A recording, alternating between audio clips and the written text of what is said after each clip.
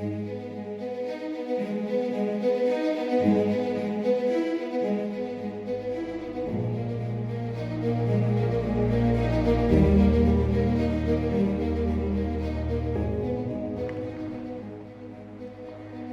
secolul XVI a existat o controversă istorică între Martin Luther și Erasmus din Rotterdam. Controversa asta a plecat de la o teză a lui Martin Luther, că omul nu are voință liberă. De fapt, ar trebui să adaug că teza, de fapt, nu este cât uși de puțin originală la Martin Luther. Vine de la Augustin din secolul IV, dar a fost dezvoltată de Luther și Calvin în secolul XVI. Omul nu are voință liberă, nu poate să aleagă. Omul, spune Luther, este obiectul absolut al voinței lui Dumnezeu. Singurul care are voință liberă este Dumnezeu. Așa că omul poate să accepte sau să refuze voința lui Dumnezeu. Luther merge până acolo încât spune că nici diavolul n-a avut voință liberă atunci când a căzut. A fost predestinat de Dumnezeu, o idee dezvoltată mai mult de Calvin mai târziu, dar și Luther a împărtășit-o. Anume, a fost predestinat de Dumnezeu să cadă ca să arate puterea lui Dumnezeu. În ultima instanță, spune Luther, Dumnezeu este și în flăcările iadului. Așadar, nu putem face nimica, suntem obiectul absolut al voinței divine. Și de aici decurge o anumită smerenie evanghelică. O smerenie pe care probabil o cunoașteți din biserici ortodoxe sau evanghelice sau catolice, că este universală, sau în islam, în iudaism ortodox apare peste aceeași idee. Adică omul este o creatură, Dumnezeu este creator. Între ei este o prăpastie. Și omul nu poate face nimica. Este dezarmat, omul nu are nici voință liberă, omul nu cunoaște adevărul. Nu trebuie să aibă încredere în rațiunea lui. Și mai mult decât atâta, mergând mai departe, i-au zis pe unii care condamnă orice încercare de autonomie personală, orice încercare de a gândi cu mintea ta, pentru că spun că oarecum este un afront la adresa lui Dumnezeu. Omul este o simplă creatură, Dumnezeu este la distanță și omul trebuie să se supună lui Dumnezeu și, așa cum am spus, omul nu este un subiect, ci un obiect. Dumnezeu singur este subiect. Acum, Erasmus din Rotterdam a răspuns lui Luther și răspunsul lui este un argument din Cartea Genezei, pe care vreau să vi-l aduc aminte aici. Vreau să fiu foarte clar, eu nu intenționez să predic Biblia aici, dar încerc să scot o învățătură de oriunde, fie că e Biblie, fie că e un film. Încerc să scot ideea care mă interesează. Și Erasmus se referă la Cartea Genezei, la porunca lui Dumnezeu, crește și înmulțiți-vă. Și el vede aici faptul că dacă Dumnezeu a spus animalelor și omului, crește și înmulțiți-vă, sau a spus să dea pământul, animale și verdeață, înseamnă că Dumnezeu a transmis ceva din puterea lui creatoare, naturii și omului. Așa că, spune el, nu există acea prăpastie între om și Dumnezeu despre care vorbește Luther, ci dimpotrivă. Dumnezeu a transmis omului atributele sale. Dar care sunt aceste atribute? Atributele lui Dumnezeu au fost definite din antichitate de Aristotel, mai târziu de Toma d'Aquino, cel mai important ucenic al Aristotel în Evul Mediu. Acestea sunt autonomia și autodeterminarea. Așadar, cei mai mulți oameni religioși, aici este partea întunecată a religiei, cei mai mulți oameni religioși vă vor învăța că singurul care are autonomie și autodeterminare este Dumnezeu. Omul nu are totul autonomie și autodeterminare. Pe de altă parte, nu este secret pentru mine că modernitatea este bazată pe noțiunea că omul este autonom, că omul este o ființă autodeterminată. Asta este diferența între omul modern și omul premodern, tradițional. Că omul modern își reclamă autonomia lui ca subiect, libertatea de a decide ce să facă cu viața lui, autodeterminarea. Deci omul modern nu îl întreabă nici pe preot, nici pe președintele statului ce să facă cu viața lui personală. Bun, el trebuie să respecte legile care exprimă un anumit consens democratic al întregii societăți. Dar nimeni nu spune ce să facă cu viața lui, ci el hotărăște ce să facă cu viața lui.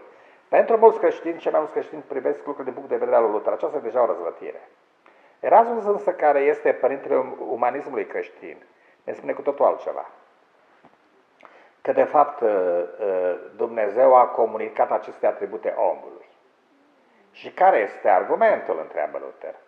Și Erasmus răspunde: încarnarea divinității în Iisus Hristos. Aici aș vrea să las la o parte pe Erasmus și să mă întorc la Mircea Eliade.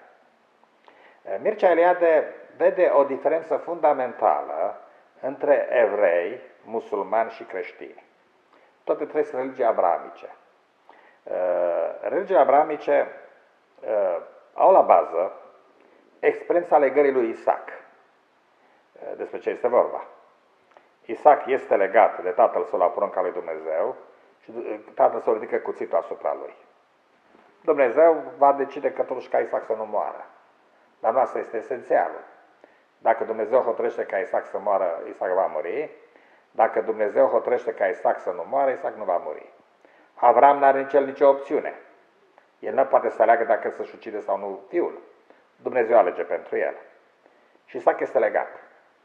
Experiența legării lui Isaac este experiența paradigmatică în cele trei religii abrahamice. Omul este legat sub un cuțit. Este ceea ce Eliade numește teroarea istoriei. Omul este sub timpuri, este legat în teroarea istoriei și nu are nicio putere. E bine, spune Eliade, ceea ce diferențiază creștinismul este noțiunea că Dumnezeu s-a întrupat în istorie, adică a coborât în această teroare. Și mă întorc la noțiunea de curaj de a avea lui Paul Tillich. Ne-a dat puterea să trăim în această teroare. Hai să reamintesc un concept pe care l-am mai spus deja de câteva ori. Eu nu vorbesc despre teroare în sens de teroare fizică, și aceasta există. E indiscutabil că trăim tot timpul în umbra terorii fizice în timpul nostru. Dar nu la asta mă refer.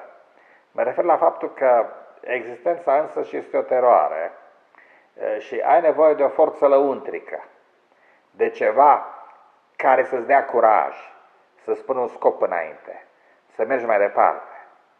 Unde găsim această forță lăuntrică?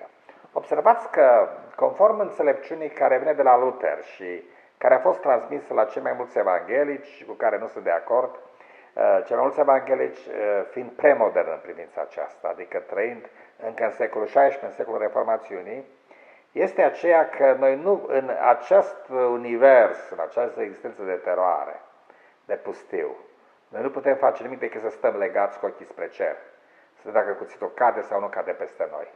Nu alegem nimica. Pentru Erasmus de Rotterdam, noțiunea încarnării și pentru Mircea Eliade de asemenea, noțiunea încarnării lui Isus. Și aș vrea să spun foarte clar, nu fac aici predică, da?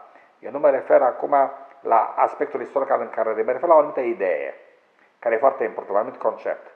Conceptul acesta al încarnării ne spune că, de fapt, Dumnezeu este prezent aici, în noi, în istorie, în viața de fiecare zi. Aici trebuie căutată acea forță de a merge înainte. Este prezent în voința liberă care are puterea să aleagă. Este prezent în rațiunea care are puterea să înțeleagă. Este prezent în autonomia individuală, morală.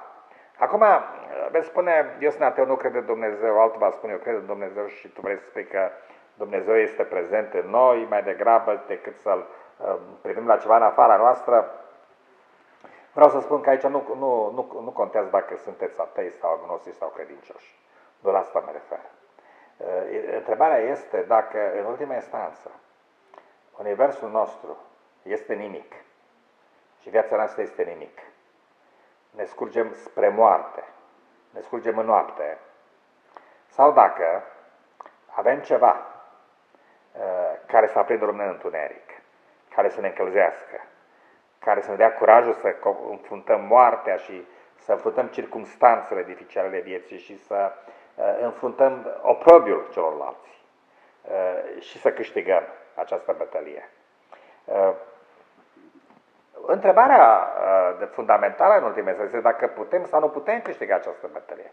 Știți, aș vrea să las puțin la o parte orice argumentație și să analizez un fenomen spiritual din timpul nostru.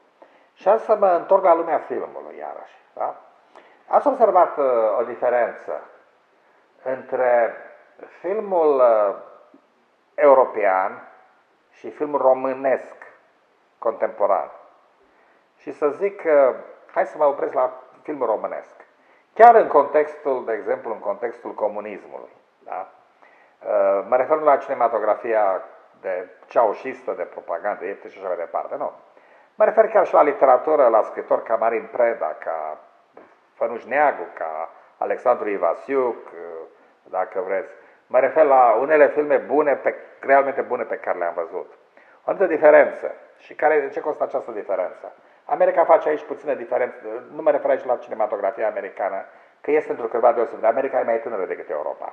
Mă refer la bătrânul continent, la lumea veche. Când eram copil, mergeam la film. Și vedeam filme bune sau filme proaste. Da? Ce puteam să văd ca adolescent sau ca tânăr. Erau filme de dezbatere, filme de idei, probleme sociale, erau filme de aventuri, dacă vreți, mai mult sau mai puțin ieftine. Însă întotdeauna tema filmului era aceeași. Eroul era omul singur, care să găsește o de circunstanțe că o forță mai puternică este împotriva lui. Este fie statul, fie un dușman al țării lui, fie o anumită circunstanță, e acuzat pe nedrept, fie nu știu ce mafie, dar întotdeauna el era singur. Și de regulă, eroul câștiga. În cel din urmă, el câștiga, chiar dacă plătea cu viața, dar câștiga această bătălie. Gândiți-vă la filme din timpul nostru, hai să dau câteva titluri, dar Moartea domnului Lăzărescu. Cred că ați văzut filmul. Există un alt film, nu mai știu cum se numea, despre o tânără care e gravită și vrea să facă un avort și tot filmul se desfășoară în jurul acestei intrigi. Dincolo de dealuri, foarte bine registrat psihologic, iarăși, eroina este lesbiană și este crucificată ca să fie exorcisată undeva într-o mănăstire. Dar nu mai vorbesc de filme europeane. Ceea ce caracterizează, practic, filmul contemporan european și românesc, bineînțeles, România e parte din Europa, este un scepticism teribil, o neîncredere în individ, o fatalitate. Probabil că nu mai suntem în secolul XVI și oamenii nu se uită la Dumnezeu cum se uita Isaac la cuțitul tatălui său, adică nu se mai uită copiii la părinți cum se uita Isaac la Avram și nici nu se mai uită părinții Iisus cum se uita Avram la Dumnezeu. De data asta, fatalitatea e în fața sistemului. Oamenii percep sistemul ca fiind corupt, ca fiind inuman. E vorba de stat, de birocrație, de societate și individul e dezarmat, orice ar face, nu e nicio șansă. Un film foarte bun de altfel în privința asta, Moartea domnului Lăzărescu, da?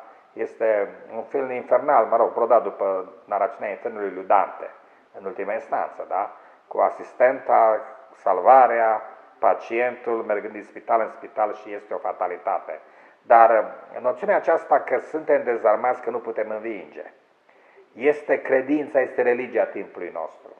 Așa că dacă vă voi întreba prin ce se deosebește secolul XVI de secolul 21 și veți spune, o să se deosebește de foarte multe lucruri. Mai întâi, noi nu avem noțiunea calvinistă sau, dacă vreți, augustiniană, a unei providențe atotputernice. Mulți dintre noi se îndoiesc de această, chiar de existența lui Dumnezeu, mulți nu mai credem. Nu, noi nu acceptăm noțiunea aceasta, noi suntem oameni moderni, bla bla bla, dar eu vă spun că este aceeași credință. Și în ce constă această credință? Este credința în faptul că omul nu poate învinge. De fapt, în timpul nostru, deși mai avem încă multe frontiere de trecut ca să înțelegem perfect cum funcționează creierul, deja sunt mulți neurologi care s-au grăbit să ne anunțe că nu există voință liberă, pe baza unor câteva experimente periferice, ca viața creierului, ne anunță că nu există voință liberă. Noi nu credem că avem voință liberă, nu credem că avem puterea să alegem, nu credem că putem face nimic împotriva naturii. Luați exemplu la care mă refer iarăși, nu mă refer acum la teroare, la cuțitul lui Avram deasupra lui Isaac, la un dușman fizic, nici măcar la sistemul politic. Mă refer la această cultură hedonistă în care trăim astăzi. De exemplu, cineva spune că orientarea lui sexuală este de așa natură că trebuie să schimbe fie genul, fie sexul, fie să, mă rog, să-și satisfacă nu știu ce fantezii. Și ce mi se pare interesant, eu vreau să spun, este faptul, fără să condamn, deci, repet, eu nu condamn, da? Nu condamn nici homosexualitatea, nici faptul că vrea să schimbe genul sau sexul, e problema lui. Însă, lucru pe care nu vreau să-l condamn, dar de care vreau să mă dezic cu totul, este noțiunea că cineva este dezarmat în fața unei fatalități. Că cineva nu poate face nimic în privința asta decât să accepte, să zic, un destin genetic. Și în care chiar și autonomia persoanei este definită în termenii unei totale lipse de autonomie în fața propriului ADN sau a circumstanțelor politice sau sociale sau economice. Și lucrul acesta este rețeta sigură a eșecului.